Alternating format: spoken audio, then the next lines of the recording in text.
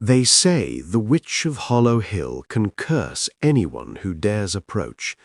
A woman whose eyes glow like embers in the night, whose footsteps make the earth tremble, whose whispers summon shadows. The villagers speak her name in hushed tones, shivering even as they speak. Children dare each other to run past the hill's base, but none ever climb it. And yet, one curious soul decided to see the truth for himself. The boy's name was Aaron, and though the villagers warned him, though they muttered curses and told frightening stories, he felt a pull he could not resist. Something about the hill called to him, a quiet insistence that the world was not as simple as it seemed. What he did not know was that the real danger was never the witch. The real danger was fear itself. Hollow Hill was quieter than Aaron had imagined. The air smelled of earth, rain, and something strange, something almost alive. The cottage before him was nothing like the stories. No warts, no green skin, no cackling laughter. Just a home, humming with a strange, quiet energy. Who are you and why do you come here? I wanted to see if the stories were true. Curiosity can be dangerous. Leave now, before it consumes you. Her voice was sharp, like winter wind through dry branches. Aaron's heart raced, yet the fear the villagers had taught him felt small compared to the questions stirring in his mind. Who was she, really? Why had no one ever asked?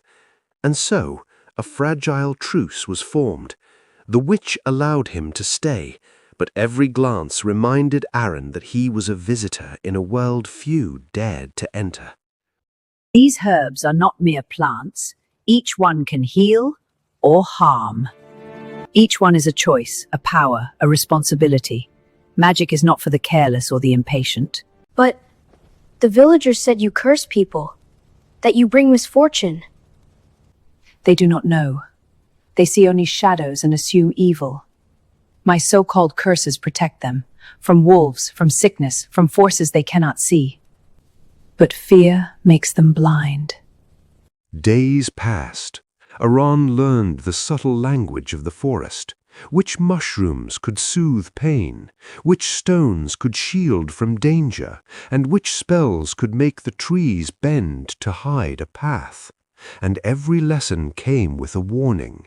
Every action has a consequence. We cannot let him stay there. She will curse us all. We must go confront her. Fear of the unknown grows like wildfire in the hearts of those who cannot see the truth.